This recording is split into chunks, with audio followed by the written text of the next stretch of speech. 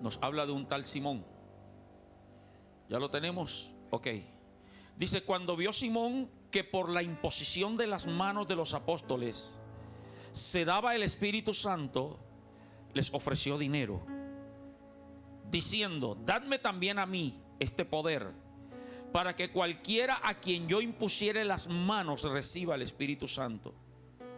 Entonces Pedro le dijo: tu dinero perezca contigo, porque has pensado que el don de Dios se obtiene con dinero.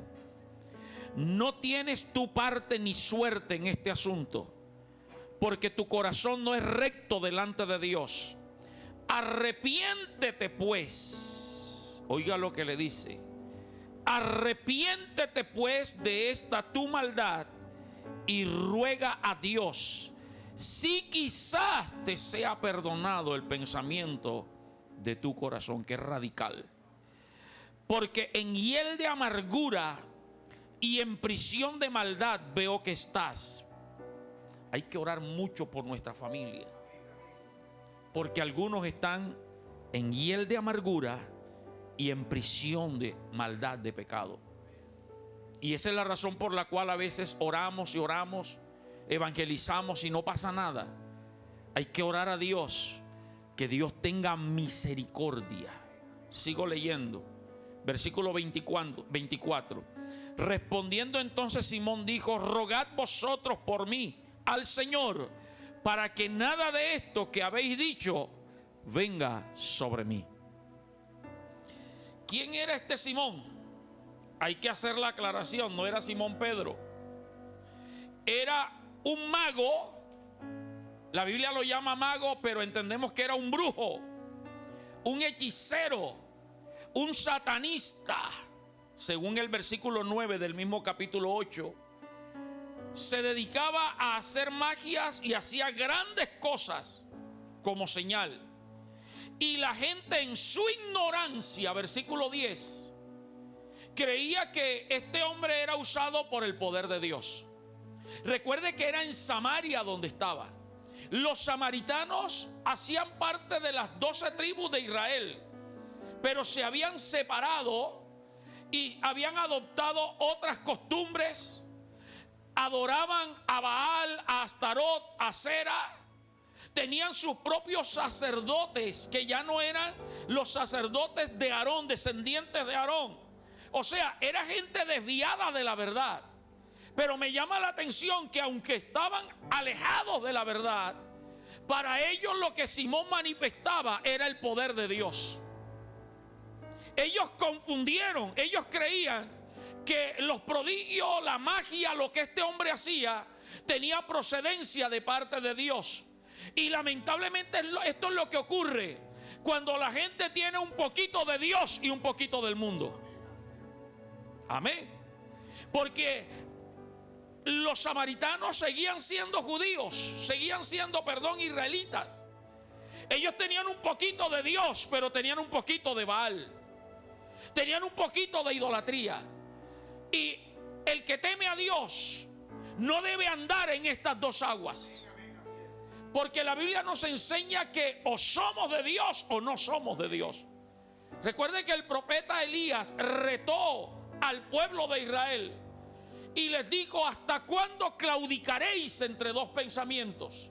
Si Baal es Dios, sírvanle, pero no estén una temporada con Dios y una temporada con Baal. Las cosas en Dios no son de temporadas. Dios mío. No son de cuando yo quiero, cuando yo puedo. No son de cuando yo necesito que Dios haga algo.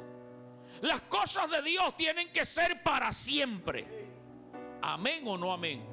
Entonces es importante tener esto en cuenta. También esto sucede en muchos creyentes de la iglesia, que se dejan confundir con ciertas manifestaciones porque desconocen la Escritura. Una de las funciones fundamentales y radicales de todo verdadero hijo de Dios es escudriñar las Escrituras. Perdóneme, pero tú a mí no me puedes decir que tú eres cristiano, hijo de Dios, temeroso de Dios, si no lees la Biblia todos los días. Wow, no escucho amenes. Esto tiene que ser una práctica cristiana constante. Porque la Biblia dice que en los postreros tiempos vendrán muchos engañadores, enseñando doctrinas de demonios. Traerán espíritus engañadores. Y aun si fuere posible, engañarán a los propios escogidos. Y puedo tener la experiencia, y he conocido pastores de las diferentes denominaciones tradicionales en Colombia, que por ética no voy a mencionar ninguna, pero que usted y yo conocemos que son de sana doctrina, que practican la verdad bíblica, pero algunos de estos pastores se han desviado, entre ellos cayendo en la doctrina de creciendo en gracia, en salvo siempre salvo. ¿Por qué? Por falta de conocimiento de la Escritura. Y Oseas 4:6 dice: mi pueblo fue destruido porque le faltó conocimiento. Así que hoy te exhorto a que tú dediques tiempo diario, por lo menos a leerla. Pero un verdadero discípulo no se contenta con leerla, sino con estudiarla. Dígame amén si está aquí.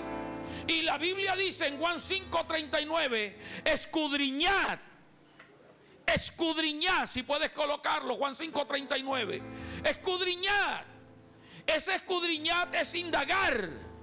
Ese escudriñar es ir más allá, no limitarme a lo que me parece y lo que escucho. Para ponerle un ejemplo que a muchos no les va a parecer muy bueno. Cuando usted se va a rascar el oído o la nariz, ¿qué dedo usa?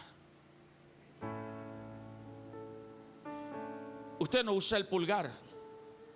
Primero porque no cabe y lo haría por encimita. Tampoco usa el índice o el del medio o el anular. ¿Cuál usamos? Y mi papá me enseñó, Merly, que la uña del dedo meñique la deje más larga que la de los demás. Y esa es la que metemos en lo más profundo del oído o en lo más profundo de la nariz. Eso es escudriñar, rebuscar. Y el Hijo de Dios tiene que tomar esa, ¿cómo diríamos? Esa práctica constante. Léala todos los días, pero por lo menos saque 2 días a la semana para escudriñar la palabra, para que no se deje engañar, para que no le pase lo que le pasaba a la gente en Samaria. Creían que este brujo, que este satanista, hechicero, mago, hijo del diablo, estaba actuando bajo el poder de Dios. Falta de discernimiento espiritual. El cristiano debe pedirle a Dios discernimiento espiritual. Diga conmigo, discernimiento espiritual. Vamos, dígalo, discernimiento espiritual. Dile al que está al lado tuyo, ¿tienes discernimiento espiritual? Y hay que marcar la diferencia entre el don de discernimiento de espíritus y el discernimiento espiritual. El discernimiento espiritual es para todo creyente. El don de discernimiento de espíritus es para lo que el Espíritu quiere revelárselo. ¿Cuál es la diferencia? El don de discernimiento de espíritus, que dice 1 Corintios 12, habla que es el conocimiento, diferenciar, discernir entre las 3 clases de espíritu que se mueven en el mundo. Usted sabe que hay 3 clases de espíritus en el mundo: el espíritu humano, el espíritu de Dios y los espíritus demoníacos. Y no todo lo que se mueve en una persona, no todo lo que se mueve en una iglesia es el espíritu de Dios. A veces hay gente que por emoción comienza a brincar, a saltar, y creemos que está lleno del Espíritu Santo, y lo que son las emociones. Wow. Y por eso tratamos de mantener en la iglesia, le den un orden, porque la Biblia dice: hacer todo decentemente y con orden. Allá las iglesias que creen en eso, pero hay lugares donde se cree que para que el culto esté bueno, 20 tienen que caer al suelo, 20 tienen que revolotear y dar vuelta y danzar. y otros 5 tienen que hacerle ronda para que no se salga de allí. Cuando es el Espíritu de Dios, no hay que aguantarlo, porque el Espíritu Santo no le hace daño a nadie. Por eso aquí enseñamos que cuando venga esa clase de creyentes que empiecen a brincar y a revolotear. Aquí hubo una vez una persona que le pegó una cachetada al hermano que estaba al lado. ¿Usted cree que el Espíritu Santo va a pegar y a golpearle al que está al lado? Entonces el discernimiento de espíritus es para saber qué clase de espíritu es el que se mueve en un culto, en una congregación, en una persona. El discernimiento de espíritus sirve también para los que ministran liberación. O sea, que el que tiene el don de liberación necesita el don de discernimiento de espíritus, para que cuando vaya a ministrar liberación no se ponga con que espíritu de no sé cómo te llamas, suéltalo, sino que el Espíritu Santo le revela qué demonio es el que está allí, cómo se llama y por dónde entró, para que no tenga que estarle preguntando al demonio: ¿cómo te llamas? ¿Por dónde entraste? Dime quiénes son cristianos aquí. Eso no es de Dios. Amén. El discernimiento espiritual es la capacidad que viene directamente de parte de Dios, para que usted sepa qué le conviene y qué no le conviene, para que usted sepa qué debe hacer y qué no debe hacer. Y el discernimiento espiritual sirve también para detectar en algún caso si lo que se está moviendo es o no es de Dios.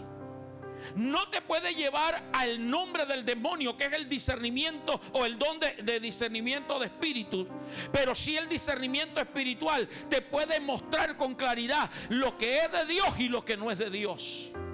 Y esto le hacía falta a la gente en Samaria. Tenía el conocimiento de Dios, tenía el conocimiento de Baal, pero no diferenciaba si el que estaba obrando era de Dios o no era de Dios. Para hacerme un poquito más claro, por naturaleza los seres humanos tenemos el don de la sospecha.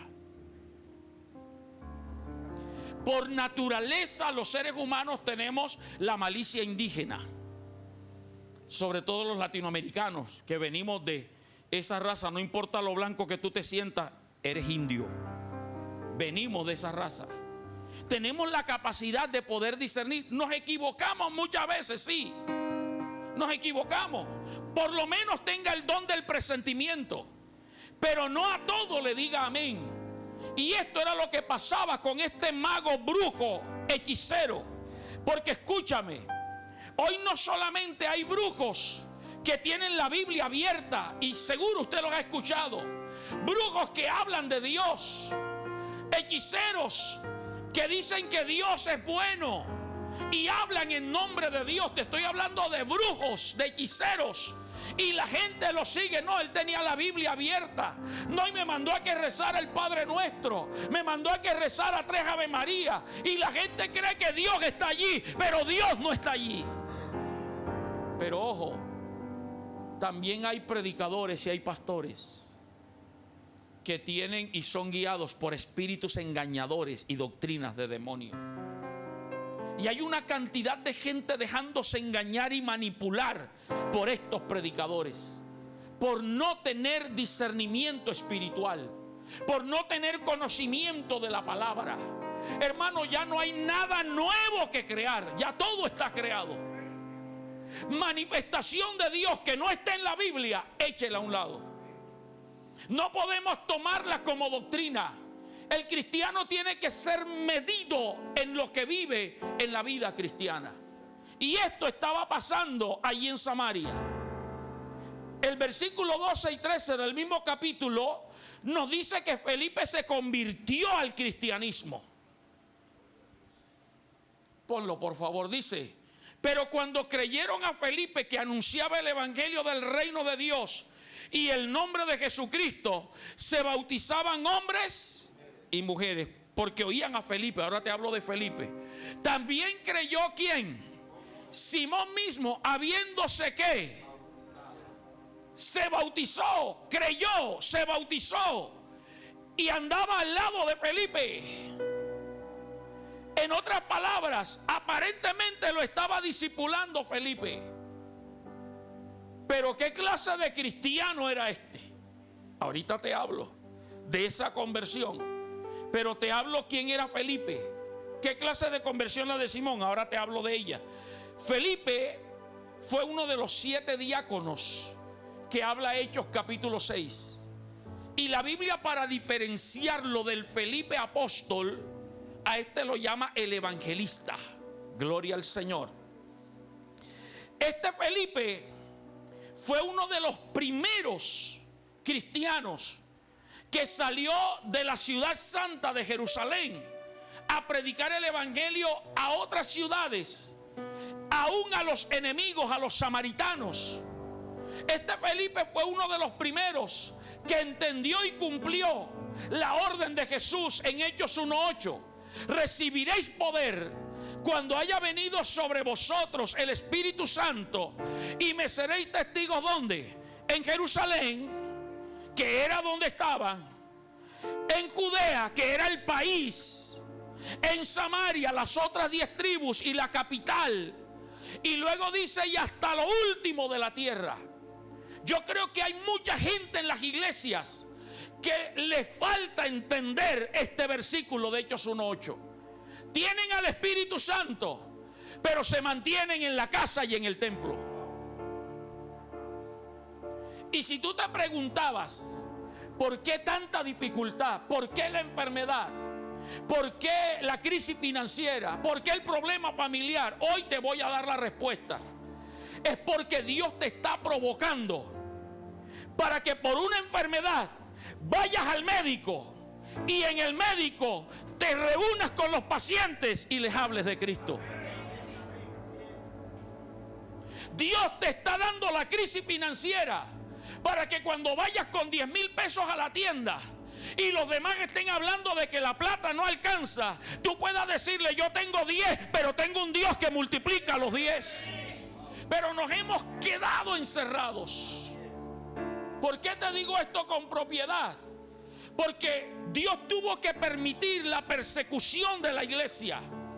Dios permitió que a Pedro, que a Juan los encarcelaran, los azotaran. Dios permitió que empezaran a perseguir a los cristianos para que entonces ellos huyeran, como era gente verdaderamente convertida a Dios, como usted y como yo. Bueno, ya llegó más gente. Yo creo que hay más de 10 aquí, solamente 10 dijeron amén, Wilfred. Esta gente, como era gente verdaderamente convertida, como usted y como yo, ellos dijeron, no vamos a negar a Cristo, vamos a ser fieles, pero nos vamos de aquí. Y se iban a otras ciudades, aldeas, pueblos. Se fueron de Jerusalén, y allá donde iban, predicaban, reunían, congregaban gente, y allá los perseguían y tenían que irse para otro lado. Hermano, Dios te está provocando al servicio. Dios te está provocando a que le sirvas, a que prediques. Le decía a alguien, no recuerdo si esta mañana o anoche, le decía, hay una obra que los cristianos han olvidado, y es la primera orden del cristiano: hacer discípulos y predicar el evangelio. Muchos creyentes se contentan con venir ellos al culto y los demás que se pierdan. Y oramos simplemente, Señor, mira, quema el picó de enfrente. Señor, mira ese vecino drogadicto, Padre, llévatelo de aquí. Se me metió y se me robó 4 gallinas. ¿Cuántas gallinas tienes, Ney? Señor, mira ese vecino que es peleonero, llévatelo. Dios te lo puso para que tú le hables de Cristo. Ay, santo Jehová.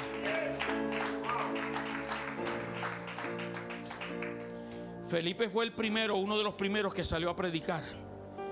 Y Felipe nos enseña, gloria a Dios, que predicarle a miles no debe emocionarnos y desemocionarnos cuando le predicamos a uno. Porque hay gente en las iglesias que lo que quiere es púlpito. Y si lo pongo a predicar en el segundo culto, que viene la mitad del recinto, no, pastor, a mí póngame en la primera, que viene bastante. Lo pongo un sábado, no, pastor, los sábados no viene casi gente, póngame un miércoles que se llena la iglesia. Buscando posiciones. Felipe nos enseña que de ahí de Samaria, donde él empezó a predicar, que le seguían multitudes, el Espíritu lo tomó y lo llevó al desierto. Y allí iba un etíope, un negrito, que era tesorero de la reina Candace. Iba con su corte. Y Felipe entendió que si Dios lo movió era porque ahí había alguien que salvar.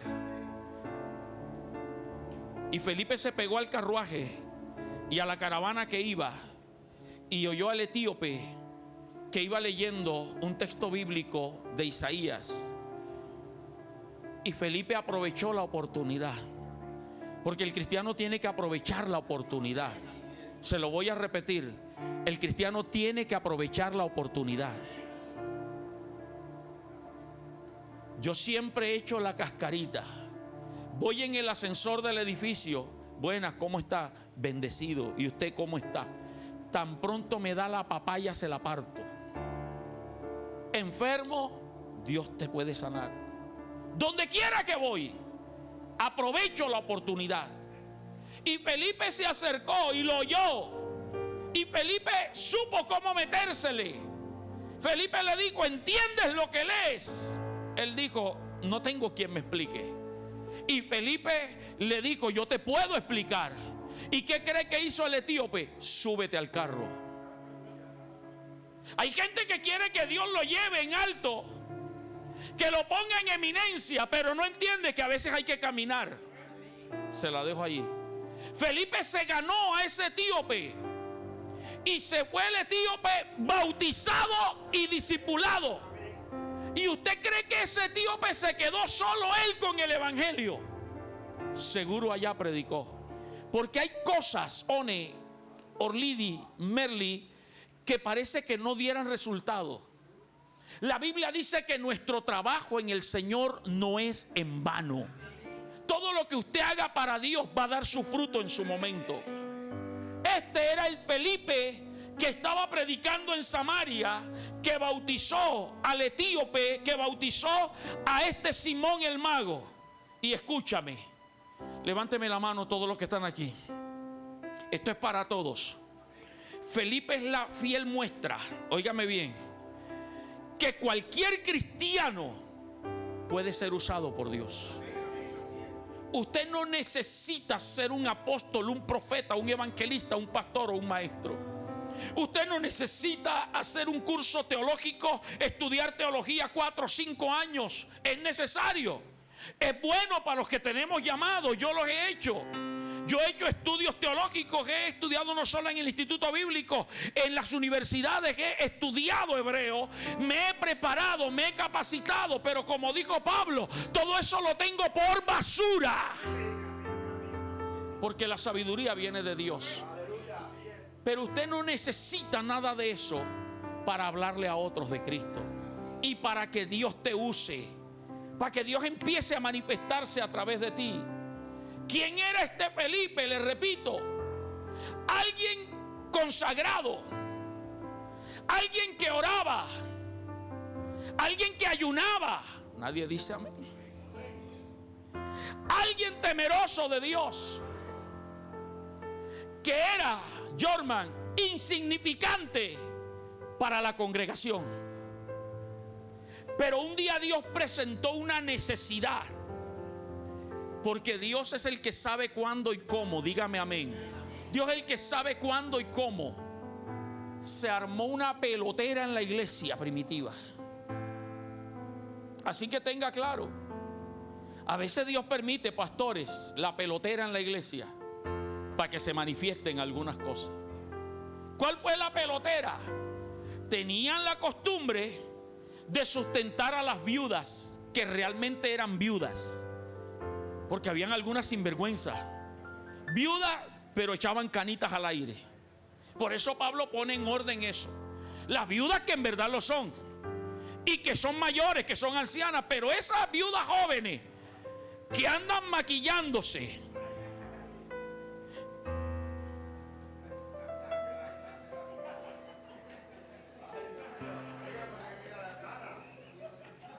no, yo no he mirado, yo no he dicho nombre.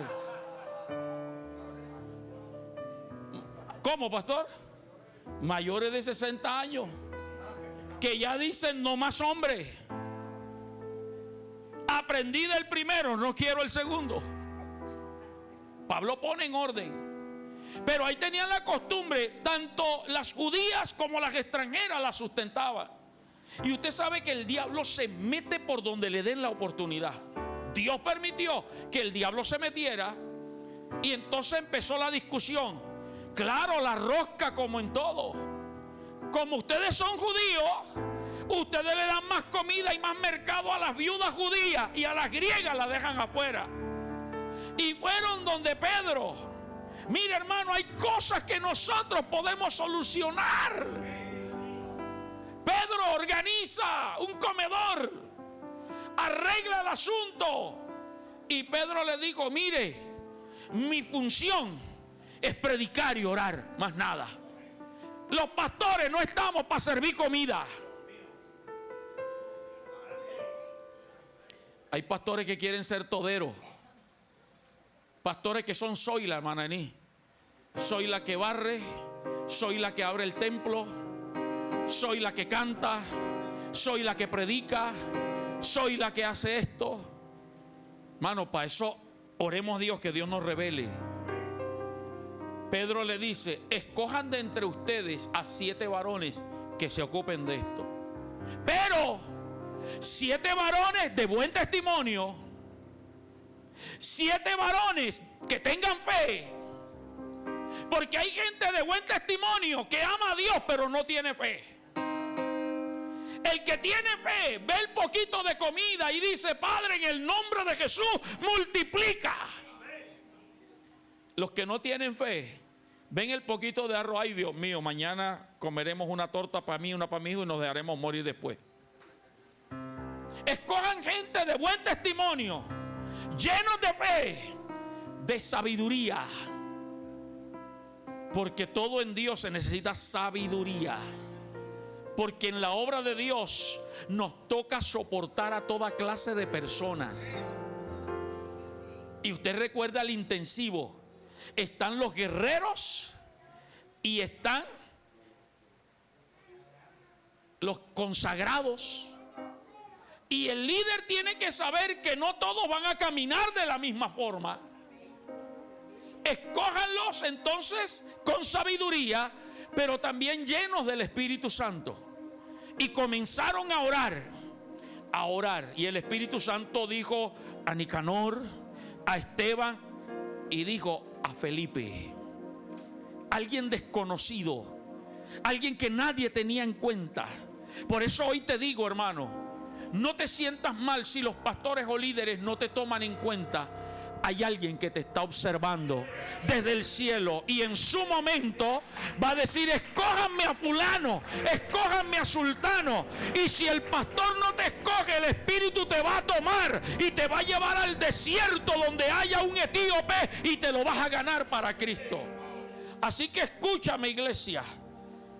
Felipe es el vivo ejemplo de que no necesitas tener un diploma, estar en la rosca para que Dios te use. Amén. Pero también quiero exhortar a los que ya tienen cargos y ministerio en la iglesia. No limites a Dios en tu servicio. No, yo soy el pianista, yo soy el bajista, yo soy el baterista, yo soy el que canto, yo soy servidor, de aquí le estoy sirviendo. Felipe empezó como un repartidor de comidas. Usted tiene que estar abierto a lo que Dios quiera hacer. Y como le decía a alguien, uno de los líderes de la iglesia le decía: procura preparar a otros, porque te estás poniendo viejo y tú sabes el llamado que tienes de Dios. Y ya es tiempo de que dejes el salto a lo que Dios te ha escogido. porque te vas a mantener en eso. Y escúcheme, a Dios le vamos a dar cuenta no solamente por lo que hacemos, sino por lo que dejamos de hacer, por los dones que hemos enterrado y por los llamamientos. Así que hoy te digo, amada iglesia, no limites el poder de Dios por tu ministerio. A partir de hoy dile: Señor, si esto es transitorio, hazlo y llévame donde tú quieres colocarme. Ahora sí vuelvo al versículo 13, la conversión de Simón. Te sigo hablando del brujo, del hechicero, que se convirtió. Mana Rosa se bautizó. Angie andaba al lado de Felipe, se discipuló, pero mire con lo que sale: véndame el poder que tienes. Y ofreció dinero, porque su mentalidad todavía no había cambiado. ¿Qué era lo que él quería? Si sin ese poder le iba bien económicamente y era reconocido, con ese poder que tenía Felipe, que tenían los apóstoles Pedro y Juan y todos los que llegaban a Samaria, él dice: no, yo me enriquezco, yo me hago más famoso todavía. Felipe es una muestra, para que la iglesia lo tenga claro, de que no todos los que han creído en Cristo son verdaderamente discípulos de Cristo. Mi papá me corrigió cuando yo empecé mi ministerio evangelístico. Iba a campañas. Cuando regresaba él me decía: ¿cómo te fue? Le dije: papá, se convirtieron 20, 30, 100, 200, 50 personas, 200. Él me decía: no. Esos hicieron la oración de fe. Pero vuelve en un tiempo y te vas a dar cuenta quiénes son los convertidos. Usted puede ver a una persona meses y años en la iglesia, pero tal vez no es cristiano convertido todavía. La Biblia dice que por sus frutos, y recuerda que el que los hace producir fruto es el Espíritu Santo. No los rechacemos, no los forcemos, no los obliguemos. Oremos y aconsejemos. No todos los bautizados tampoco son discípulos. No todos. Porque hay gente que quiere bautizarse en las iglesias. Pastor Guadio, ¿usted no tiene un tanque de 12 latas allá en su casa? Sí lo tiene. Luzquerer me dice que sí, usted me dice que no. ¿A quién le creo? Porque tengo gente aquí que me está acosando que quiere que los bautice. Y digo: voy a buscar un tanque de 12 latas, lo pongo aquí un domingo y lo bautizo.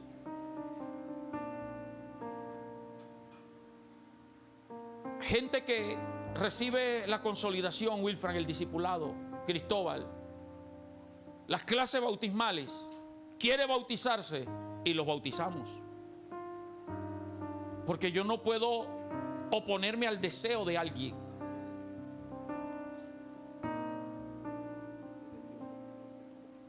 Juan el Bautista no preguntaba: ¿tú eres casado? ¿Tú dejaste a tu mujer? ¿Tú dejaste de fumar, de beber? ¿Tú dejaste aquello? Venían, salía la gente. Juan les decía: generación de víboras, arrepiéntanse, impios viejos. Les predicaba con autoridad. ¿Qué podemos hacer? Bautícense. Y Juan los bautizaba. En Hechos capítulo 2, el primer sermón del apóstol Pedro, cuando Pedro los confrontó y les dijo: no estamos ebrios, esto que están viendo es la manifestación del Espíritu Santo. Jesucristo, a quien ustedes mataron y crucificaron, nos ha dado la promesa. La gente se compungió de corazón y le dijeron: ¿y qué haremos? Pedro le dijo: bautícense, arrepiéntanse y bautícense. El que quiera bautizarse, lo bautizamos. Aquí en nuestra iglesia hay gente que ha venido de otras iglesias y me dice: pastor, yo quiero que usted me bautice. Pero si ya tú eres bautizado. No, pues que cuando me bauticé a mí no me enseñaron nada. Simplemente oí que había que bautizarse y se bautizaron. Y yo lo bautizo, no tengo ningún problema. Doble bautismo. Pero no todo el que está bautizado en la iglesia es un verdadero cristiano. Y esa es la razón por la cual usted ve tanta gente en las iglesias, bautizados y no bautizados. Bendito Dios. que no han entendido el evangelio y su propósito. Y por eso es que andan divagando una temporada en la iglesia y luego se apartan. En estos días me dio tristeza en el corazón, porque vi el estado de un joven, el estado de WhatsApp, con música mundana y como que en una fiesta. Joven que estuvo aquí testificando de que Dios lo había transformado. Joven que estuvo aquí anunciando de que si no fuera porque estaba lleno del Espíritu Santo, le hubiera pegado una trompa en el pecho a alguien que lo estaba ofendiendo. Evangelizó y hoy está apartado. Si es verdaderamente convertido, Dios lo va a traer. Oremos por él. Pastor, ¿quién es? No me pregunte. Espíritu de chisme, fuera en el nombre de Jesús. Pero para que se dé cuenta que hay gente así, hoy están consagrados, mañana no. ¿Sabe por qué? Porque hay gente que no ha entendido el evangelio. No han entendido el verdadero propósito de la vida cristiana. Amén. No han entendido. Pero usted y yo hemos entendido que esto no es de temporadas. Esto es de compromiso. Y que no es fácil ser cristiano, no es fácil. Por eso la Biblia dice que desde los días de Juan el Bautista, el reino de los cielos sufre violencia y los violentos son los que lo arrebatan. Esto es para gente que ha moldeado su carácter y dice: a mí nada me va a separar del amor de Dios. Venga lo que venga, yo me mantengo firme en el Señor. Y tú que me estás viendo aquí, los que me están viendo a través de las redes, les digo, esto es asunto de valentía. Y como lo dije hace poco, déjate de estar echándole la culpa al diablo. Levánteme la mano todo el que es tentado por el diablo aquí. El diablo a mí me puede tentar, pero soy yo el que decido si lo dejo entrar o no. Pastor, es que el diablo me llevó, ¿Cuál diablo? Te falta ayuno y oración. El que ha entendido el evangelio sabe que tiene que orar, que tiene que ayunar para fortalecerse en Dios. Y cuando tú te fortaleces en Dios, vas a ver que el diablo te va a regalar la botella de whisky por la que antes te desgastabas. ¿Cuánto es que vale? ¿1.000.000 y qué? Bastante, ¿verdad?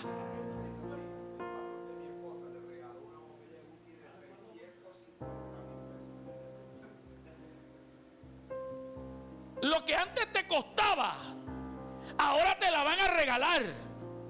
La droga te la van a regalar. La chica de la cual tanto te enamoraste, que te sacó el cuerpo, ahora te va a buscar.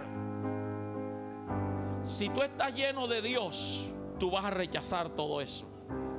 Por eso es que esto es constante, la vida cristiana. Esto no es asunto de cuando yo quiera o cuando yo pueda. Esto es una necesidad, orar, venir a los cultos.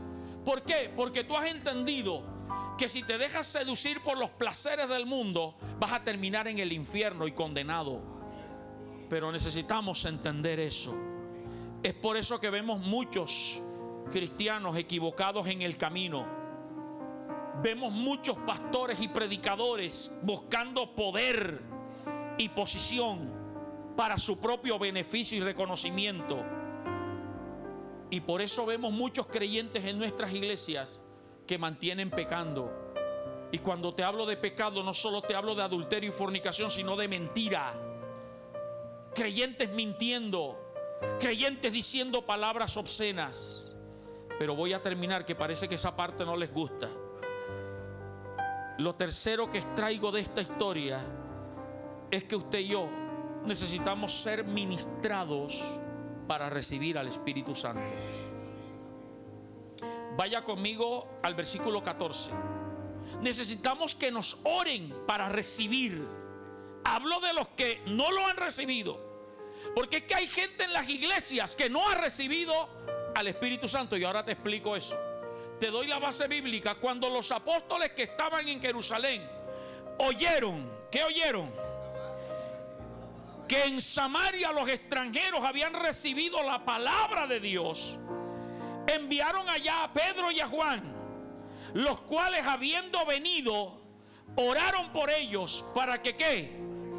Para que recibiesen al Espíritu Santo, porque aún no había descendido sobre ninguno de ellos, sino que solamente habían sido bautizados en el nombre de Jesús.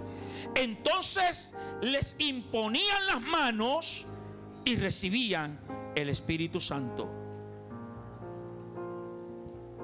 Y con esto concluyo. Necesitamos entender la obra completa del Espíritu Santo en la vida de una persona. Lo primero que el Espíritu Santo hace en la vida de una persona es sellarla como propiedad de Cristo. ¿Cuándo sucede? Cuando recibe a Cristo como su Señor, su Salvador, con entendimiento y de corazón. Cuando se hace esa oración, inmediatamente viene el Espíritu Santo como un sello de propiedad. Eso es algo especial. O sea que a partir del momento en que usted recibe a Cristo, ya el diablo sabe que tú y yo no le pertenecemos, sino que le pertenecemos a Dios. Y el sello, la garantía, es el Espíritu Santo. Lo segundo que el Espíritu Santo hace en la vida de una persona después que lo sella es santificarlo. Y esto es algo progresivo. A la medida que tú vas entendiendo el Evangelio, a la medida que tú vas oyendo predicaciones, palabras, a la medida que lees la Biblia, vas entendiendo el Evangelio y te vas a dar cuenta que lo fundamental en la vida cristiana es la santidad. Que la Biblia dice que sin santidad nadie verá al Señor. Sed santos, dice Dios, porque yo soy santo. Es decir, que a medida que tú empiezas a caminar en la vida cristiana, como tú estás convertido de verdad, tú oyes un mensaje que dice: ni una cerveza. Porque el que no se ha convertido dice: no, la Biblia dice que los borrachos, y yo con 20 no me emborracho, así que me puedo tomar 20.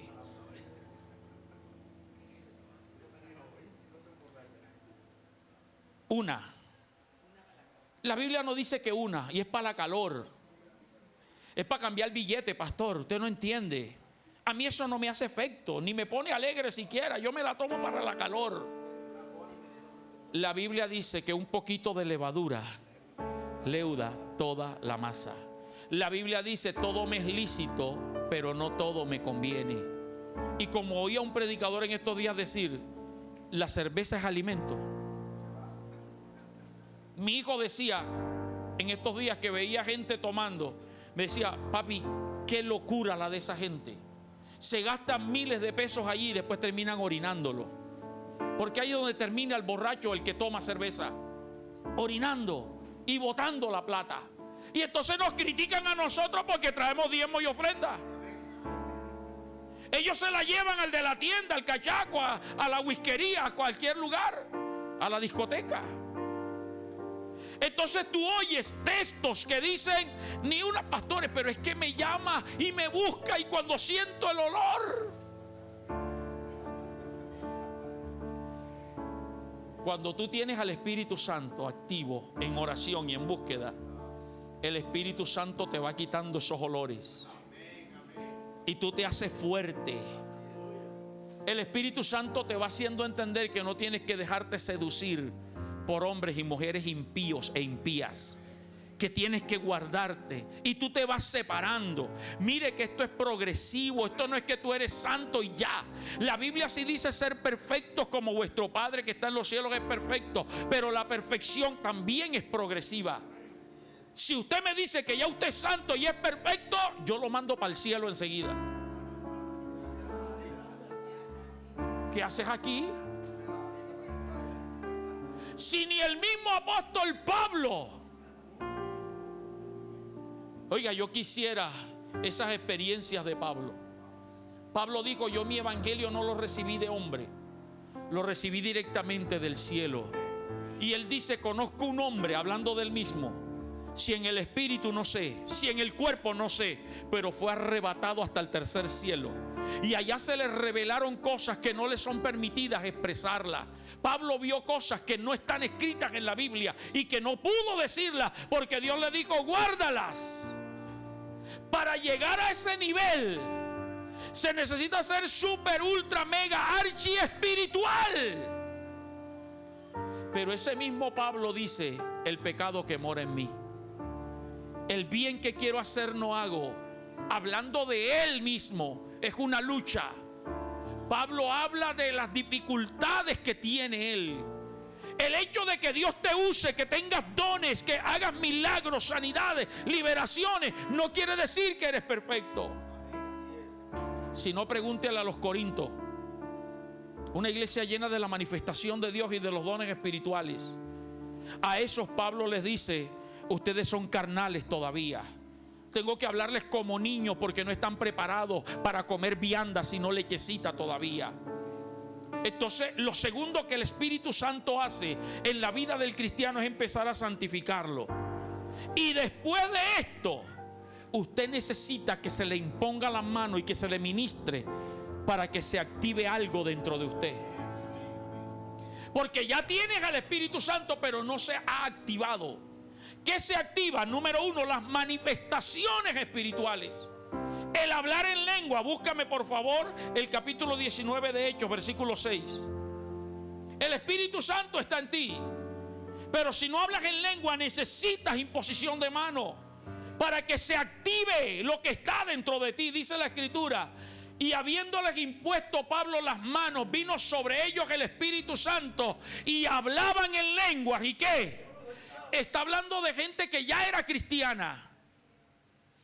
Pablo le dice: recibieron al Espíritu Santo, ni siquiera hemos oído, pero ya eran sellados, ya eran cristianos. Y usted encuentra varios textos, no te estoy hablando nada que no sea doctrina. Pablo le imponía la mano y la gente hablaba en lengua y profetizaba. Esto se activa mediante la imposición de manos. Por eso el cristiano que entiende las cosas espirituales, siempre que hay una manifestación espiritual que se invita a la gente a pasar adelante, él dice: yo voy, porque quiero que se active algo nuevo en mí.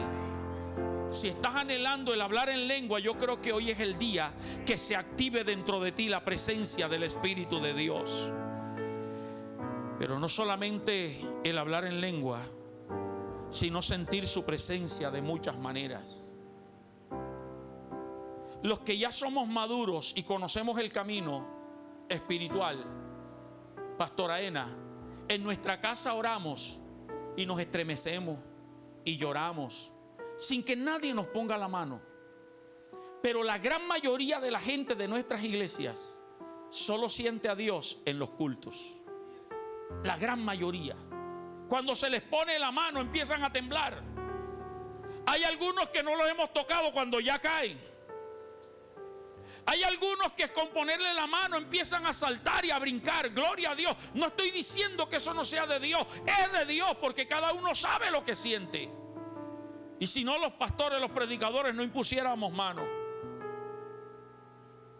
Pero necesitamos empezar a activar al Espíritu Santo para que no solo sea en un culto cuando alguien nos ministre, sino en nuestra casa. Y por último, cuando nos imponen la mano, se activan los dones y ministerios. Segunda de Timoteo capítulo 1 versículo 6. Pablo le dice a su hijo espiritual Timoteo: te aconsejo que avives el fuego del don de Dios que está en ti, que te fue dado mediante la imposición de las manos. En la imposición de manos se activan los dones y se activan los ministerios. Necesitamos pasar por ese proceso. Automáticamente se va a activar también el discernimiento espiritual y tú vas a saber qué viene de Dios y qué no viene de Dios. Póngase de pie, por favor.